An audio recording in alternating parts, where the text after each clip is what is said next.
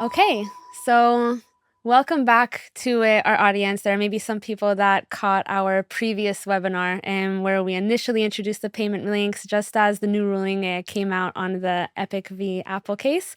Today, we're going to discuss our payment link more in the context of best practices. I'm very excited that I'm joined by our VP product, the beating heart and mastermind at AppCharge, Fanny, Beili. Thank you for joining us. Hi, Shuli. I'm so excited to be here to share some of the practices that we see in the market and to discuss with you about this super evolving and changing industry. Me too. And I'm primarily excited for the publishers that are going to get to hear kind of what you have to say as someone that has spent a lot of time with publishers, kind of swimming in the challenges that they're facing and implementing the payment links. We're at a place where everyone wants it. Everyone understands it's an opportunity. It's legit. They all want to do it. And now the question is just how.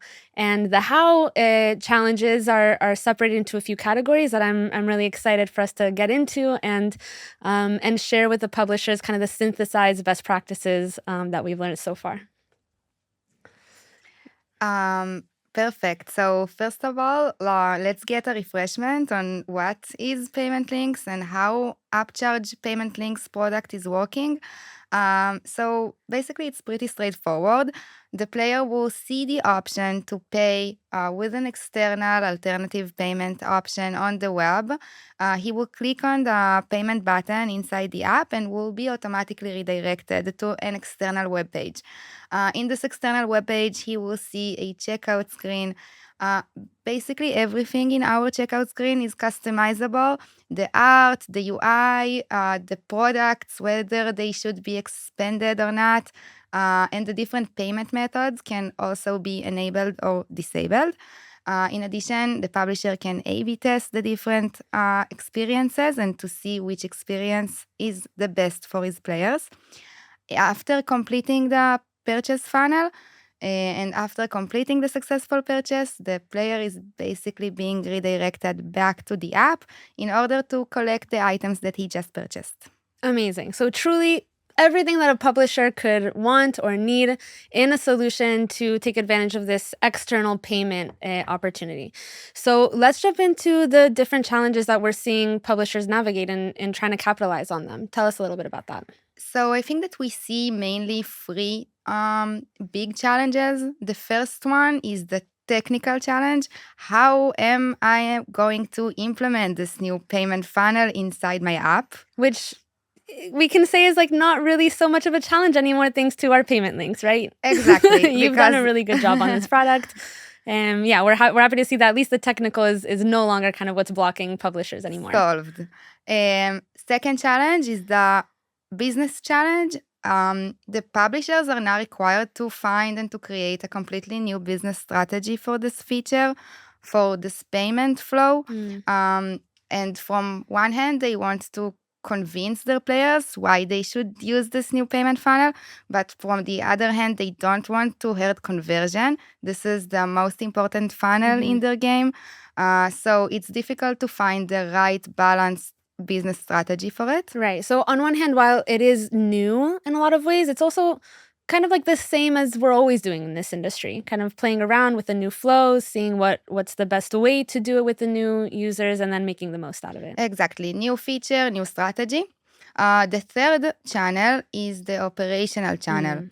So not only that the publisher needs to find a new business strategy for it, he also needs to maintain it, to analyze it, to monitor it.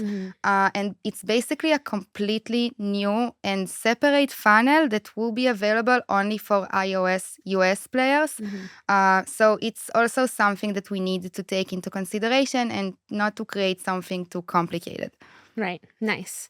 Okay, so why don't we start really with sharing kind of the examples that we've seen in the wild a little bit to motivate us, to show us that also people are already doing it. What are all the different ways that they're doing it? What's staying live? What's not staying live?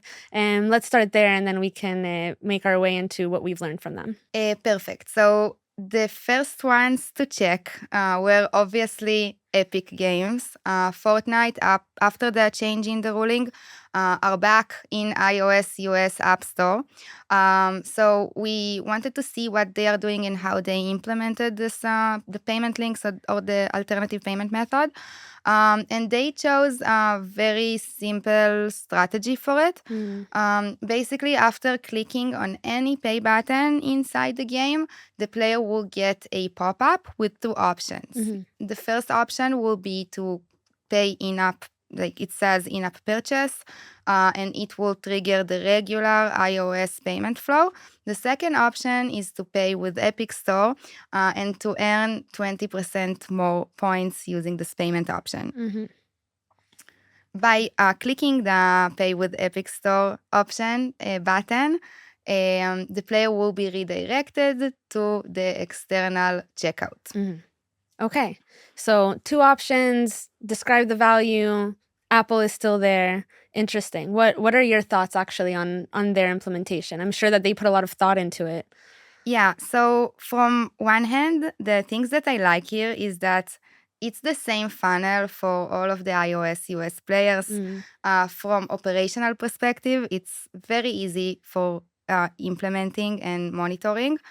Also, the clear value is specified here, and the player is being incentivized to choose the right option, to choose the Epic Store option. But on the other end, it's adding another step to the most important funnel in the game, and it's doubling the clicks that the player needs to do to purchase. Okay, interesting. Let's take a look at what Patreon is doing then. Patreon changed the default payment button to trigger the external payment flow. So clicking on join is taking the player to the external checkout. In addition, you can see beneath that the user also have the option to continue with the regular in-app purchase funnel. So for players that still like to pay with Apple inside the app, it is still possible. Okay, nice. So this is maybe a little bit of a more bold move in making the external browser the primary choice, while again still retaining the option in some of the flows. Yeah, but I think that the biggest thing that we learned from Patreon is about their technical implementation. So initially, they implemented the external checkout. They implemented it as a web view. We can see an example in the next slide that Apple actually approached them. They sent them a letter and they asked them specifically to change their implementation because WebView is prohibited and it's not meeting the new regulations. After Apple's approach and after Apple's letter, Patreon changed the implementation and they moved the checkout to be on an external browser. Right. Okay. So this, of course, is interesting on its own. It was nice to see, there's new rules. People are trying to take risks and opportunities to understand what's allowed. We saw that someone kind of colored a little bit outside the lines. They were very gently led back within the lines and now have a different solution up and running already for around a month or something, right? Yeah, maybe even more. Maybe even more. Okay, nice. And next, we'll be looking at Spotify. So Spotify also were one of the first ones to implement this new payment flow.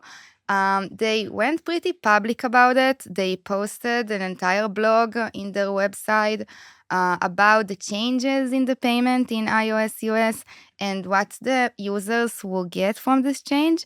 Also, something that we learned about the implementation from Spotify is that initially they chose to implement the external browser funnel. So by clicking on subscribe or an in-app purchase, the player was being redirected to an external browser outside of Spotify app. But then lately they changed their implementation to be a Safari View Controller. Safari View Controller, it's not exactly a web view. It's an internal Safari browser that opens within the app. Okay, maybe let's give a couple minutes just to look at these three options that we saw so far. Okay, so the free options are the following. We have the web view. With the web view, we know that it's prohibited, Not allowed. not allowed. Okay. It's basically an embedded page inside the app UI. The player cannot see the search, the address bar. Um, and that's it. Also, most of the payment methods won't work with WebView, so it's also not allowed and not And recommended. AppCharge doesn't support, by the way. And then yes. Okay. Then we have the SFVC, Safari View Controller.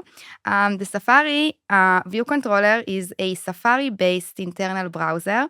The address bar appears, so it is a browser, but it opens internally inside the app. It's a more native experience. It's a better experience for the player, obviously. After completing the funnel, the purchase funnel, he is staying within the app. And we do believe that it meets some of the regulations if the publisher implements and meeting the other UX requirements by Apple. Okay. And lastly, external browser. Yeah, the external browser is the safest option. The player can be redirected to an external web page to complete the purchase there. We know that it's fully allowed because it's specified in the new regulations, but also after Patreon's implementation, Apple asked Patreon to change the implementation to external browser, so they specified the solution. Right. Okay. So, I mean, from these examples, we really did derive some do's and don'ts and some best practices. So I think that we're finally ready to get into sharing what we've learned. Amazing. Okay, so I think that the first thing that we learned mostly from Apple's change in regulations, the new regulations that they posted after the change, is that users cannot be misled. The publisher needs to specify and to mention to the player that he's going to be redirected externally to an external web page. Right. And this can be done with like a mix of like icons or messaging or however it is. But the point is that the user needs to know what's happening. Exactly. Second thing that we learned from Patreon's implementation is that open the checkout in WebView is prohibited. It's not meeting the regulations. Right. Okay. Those are very clear.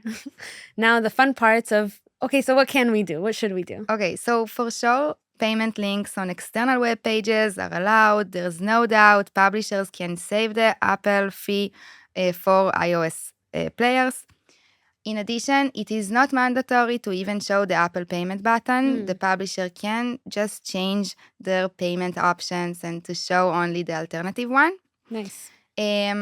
We did put the last one under a question mark. Open checkout in Safari View Controller. It's basically allowed, but the publisher must meet the guidelines, the design guidelines and the UX guidelines that Apple posted in their website. Right. So it's a little bit more ambiguous. We strongly recommend that, publishers take advice with their legal team and really do their best to make sure that they're meeting all the requirements in order to explore that option. Yes. Okay, so now we're finally getting to the best practices. In this section, we're narrowing into the business challenges because we have the technical, we understand with the layout what the considerations are. So now how do I actually choose to implement this in my game? It's a new flow. It's not a trivial question.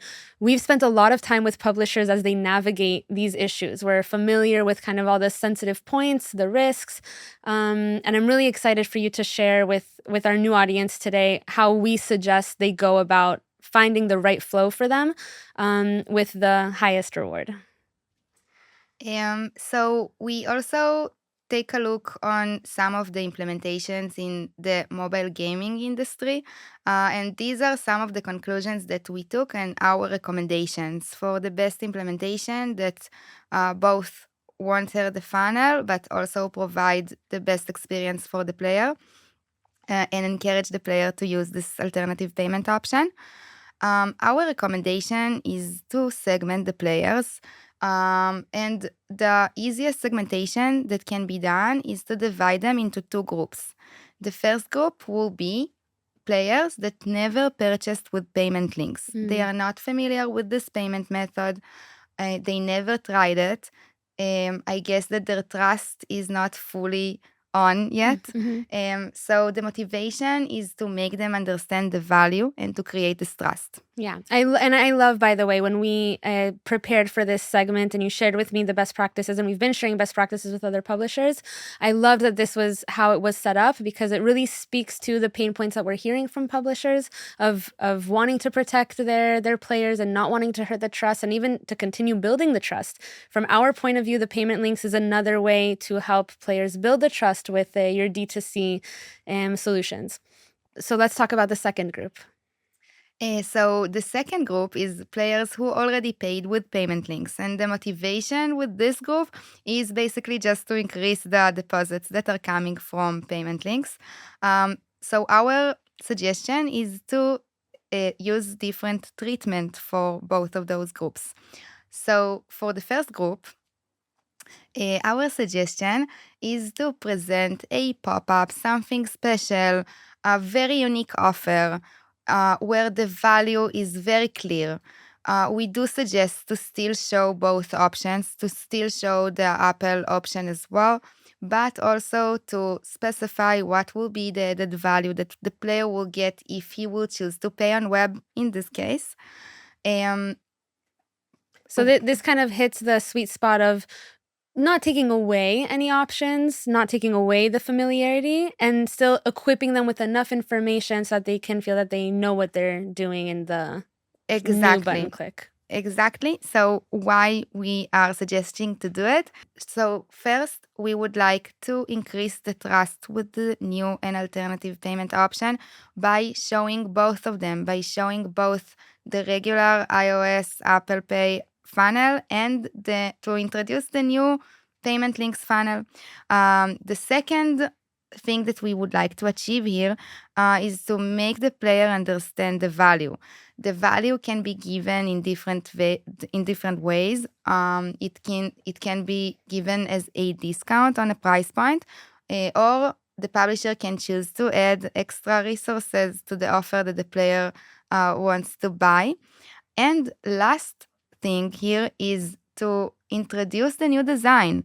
It's introducing a new icon, a new color maybe to the button, so the player will know that choosing this design will take him to the new funnel. Which we always love to do. The novelty is what it's all about. So here we can just see a video of the entire funnel. And again, the idea here is to create this new habit of the player to start using the payment links instead of the regular payment option. Nice. So now to the second group. After we converted the players and now they use to pay with payment links, that they know that it works. They know that they are getting the resources. So the trust is on, right? Now we have a little bit more room to play, to see kind of the different things that might work best with different segments or different player bases. Exactly. We also know that those players understanding the value and they are value oriented. So this is why they will choose the alternative payment option. So we have a way to find an easier strategy for implementing and for operating. So here we have different options. We just wanted to share all of them. Some options will be more relevant to some genres and some to other genres. And all of them will be helpful and useful to our publishers that are trying to do their homework and understand what way do they want to go about this. Yeah, we hope so. So the first option is basically to move all purchase buttons, again, only for players who already used the payment links. Move all the pay buttons to the new design with the new icon, with the new color. And from now on, the player will be able to pay with payment links only. The second option is to move all pay buttons to the new design and to the new funnel, but to allow the player to unsubscribe from it. To opt out, in a sense. Exactly. So this opt-out can be in a form of a checkbox, a toggle. It can be located in the header of the game, right. only like in here, the store. This checkbox in the header. Yeah, exactly. But we also saw publishers implementing it in the settings or in the player's profile. yeah, just to have allow the freedom to the player to unsubscribe, to opt out, so the player will feel more safe and that he has the power of choosing. Right. And that on the second hand, he doesn't have the burden of having to choose with every purchase. He can make a choice for now and he can change his mind whenever he wants. Exactly. No additional step in this funnel. Right.